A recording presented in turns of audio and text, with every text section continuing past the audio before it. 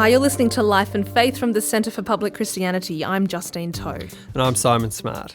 Well, Pastor Ray Minniecon has roots in this country that go deeper than for many of us. He's a descendant of the Kabi Kabi nation and the Gurang Gurang nation of South East Queensland, and also has connections to the people of Ambrym Island in Vanuatu. As an Aboriginal Christian leader, Ray has worked with World Vision, the Sydney Anglican Diocese, survivors of the stolen generation who were institutionalised in Kinchela Boys Home, and also other Aboriginal ministries. And you also pastor an Aboriginal church in Glebe. Is that right? Yeah, you could say that, yeah. Okay. Now, Ray, white Australians might see Aboriginal Christians as having given in to, the white fella's religion, if I can put it in those terms. But the seminar that you led at the Rethinking a Public Faith conference recently, in that seminar you said that Aboriginal spirituality actually has a lot in common with Christianity. So can you walk us through where you see those commonalities and what differences there might be? Just a couple. For me anyways, in particular, in my study on what I'd call gospel and culture, how does the gospel fit into Aboriginal culture and spirituality? They're huge big questions that absorb not only my mind but a lot of other Aboriginal people. If we were to look at it from the point of view that for us, the only terminology that Western people have come up with in terms of trying to describe what Aboriginal religion is, they came up with the notion of dreaming. And for me, if I took that dreaming concept, I'd say that dreaming is like what the Bible is to Christianity, or what the Quran is to Islam, or any of the other great books that have other, of other faiths that guide their thinking and their philosophies and their social order, their laws, all of those kinds of things. That's what the dreaming is to me. Or if I were to put it in another, more of a theological concept, I would take John's Gospel and put it into the philosophy of what John's talking about in the Logos. In the beginning was the Logos, and for us in the beginning was the dreaming. And so it becomes then a much more of a deeper theological question of how you then interpret what the Logos is, or how you interpret what the dreaming is. You also mentioned in the seminar that, the Bible was written by a tribal people, and you see that that's also a connection to Aboriginal culture. Well, that's how my elders taught me, my Aboriginal elders, and that's what they said. The Bible is tribal. It comes from them tribal mob over there called the Jewish people, and everybody comes from a tribal background, regardless, including the Westerners, and they all come from a tribal background. So in terms of that particular notion, it helped us to look through the ways in which we, from our own particular perspective, can start to flesh out what we mean by the message of the gospel in terms of our own spirituality and our own culture. And I guess too, as one of those elders taught me, Jesus was a tribal man. He came from the tribe of Judah. So too was Paul. He came from the tribe of Benjamin. And so there's these tribal connections there as to how they looked at their own culture, their own spirituality. And it's interesting when you look at the Jewish nation in terms of their history and their culture, they have been able to maintain a deep connection with their spirituality, as well as their culture, as well as their land, whether they're living on it or not, in terms of the scriptures anyways, and maintain that tribal connection wherever they have been displaced to or dispersed to. And that's very significant as well, given Aboriginal people's struggles, I suppose, to maintain that tribal connection, not only with the land, but also with Aboriginal spirituality. Oh, most definitely, yeah, yes. And Ray, tell us, first of all, how did you become a Christian? How did that transpire? Yeah, good question. It's not one thing that you sort of desire as an Aboriginal person, but from my grandmother's time, I'd be what you would call a third-generation follower of the teachings of Jesus. And my father was an itinerant evangelist. My grandmother, she was the first one. There was a bit of a, in the Bundaberg area anyways, if you look back on the history pages there was a lady missionary who came amongst the people up there, my ancestors up there, and she had a great impact in terms of the gospel message. And so my grandmother and a lot of other Aboriginal people were converted to Christianity or accepted the message. And so I come from that tradition there. My father being an itinerant evangelist as well as a pastor, he started churches all over the place. The only challenges that I've had in the past is I saw, the ways in which my father, my mother and my father, and how the church treated them in the past, and it was always a very racist way of treating us, and I didn't want nothing to do with the church and with Christianity in my early days. Yeah, so that presented a few challenges in terms of accepting the message your father had adopted.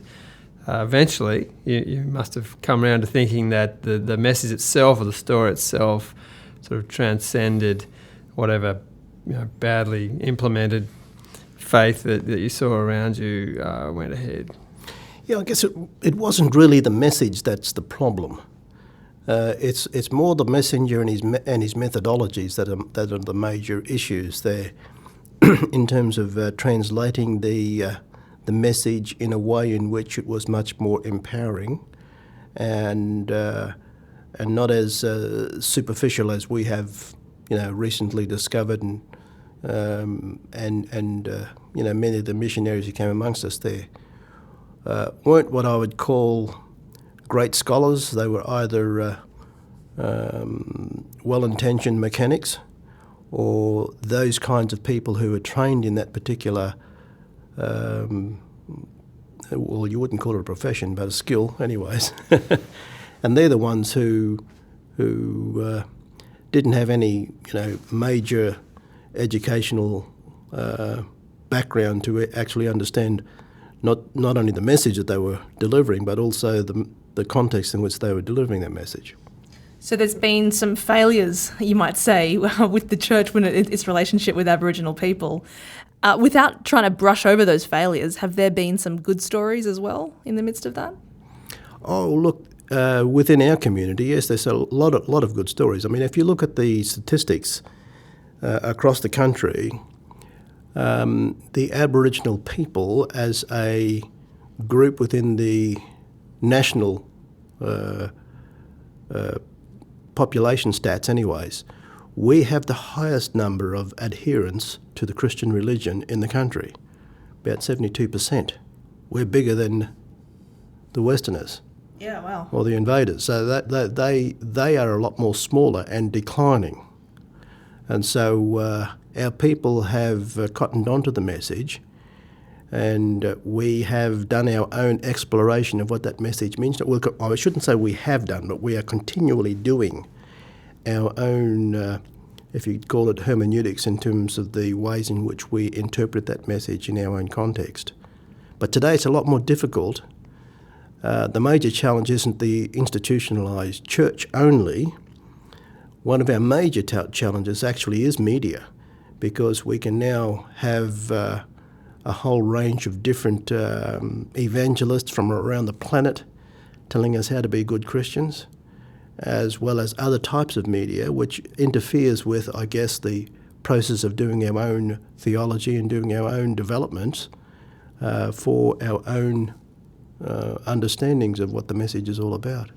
Now, I know that you're also saying that there are a lot of Aboriginal Christians out there. So would it be right to say that there isn't this sense that to be a Christian means giving up your Aboriginal identity?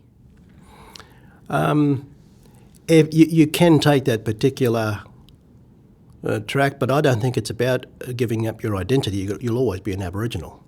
It's just in your DNA. You can't sort of get away from that. And even if you do become a Christian or a Muslim, or a Buddhist, you're still an Aboriginal. You can't get away from your own tribal identity. So that's a misnomer for lots of us. The biggest challenge is how does that message then translate itself into a way in which becomes meaningful for your own personal as well as family as well as collective political challenges and social challenges. Ray, I wonder if you could tell us a little bit about the work you've done with survivors of the Kinchela Boys Home. We know that that place housed hundreds of boys between 1924 and 1970. There were members of the stolen generation, terrible stories of punishment and sexual abuse there. What's your involvement now in working with people? To me personally, it's been one of the most fulfilling parts of my life. For me, it's just been a wonderful opportunity to work with some of the most amazing people that I've ever met. There's an old Aboriginal guy who said that, religion is for those who believe in hell. Spirituality is for those who've been there. These guys have been there. And that's what they call Kinchela Boys Home. They walked through the gates of hell and they fought with the devil. And they survived. And they're still fighting those demons that come from that particular abuse. And, we in this country here don't have a very good record of how we look after children, whether it's past policies or even policies that exist today. So they have taught me more than I have, and I've gained more out of my experiences and my lessons with them than I have given to them. And I've helped them to develop their strategic plan and as well as their organisation. I've been privileged over the last number of years to be their CEO and help them to get on track with some funding coming through the door now and some other things there. We're still got a lot of lobbying to do, a lot of advocacy work to do, a lot of reconnecting with families and communities. There's just a lot of brokenness here that needs to be restored. Have you seen some healing taking place in this environment? Oh yes. I mean, that's the privilege of working with these men here, because for them, when we first started out, it was about the catchphrase was taking control of our future. And for the first time in their lives, these men now, after the age of 50 upwards, are starting to take control of their own lives because they've never ever had control of their lives since they were children. And that's a powerful thing. Ray, you've talked about the need for reparation and for compensation and also for continued advocacy work. Just as a final question, what's the role of the church in trying to make amends for everything that's gone down over the last 2 centuries? A number of things. One thing it can start doing and leading the way in this is to pay the rent. They're on stolen lands. And if we're going to be following the truth of Jesus, if he says, I am the way, the truth and the life, then we have to be truthful about our context and what we have done. Now, many of the churches have apologised. That's fine. But also from that apology must come some kind of concrete action that gives the Aboriginal people an opportunity to say, well, they're fair dinkum. But if they're not fair dinkum, then we don't want to participate in that kind of what I'd call shallow reconciliation, or very, very, very, very thin reconciliation. When you look at what Jesus did on the cross, or what our Creator did on the cross, it cost him everything to reconcile the whole of the planet back to himself. And in this particular case here, with the church, with this incredible message, it hasn't as yet continued to look at the ways in which, not just its context, but what it has done to the Aboriginal people and to the land in this particular part of the planet here. So it's got to look seriously at itself, and we can continually tell it what to do, but only it can make up its own mind as to how it's going to respond to really the message of Jesus in terms of loving your neighbour and all the other things that go with love and grace and peace and joy. Those things are just a part of the message of how we need to enact it into our communities.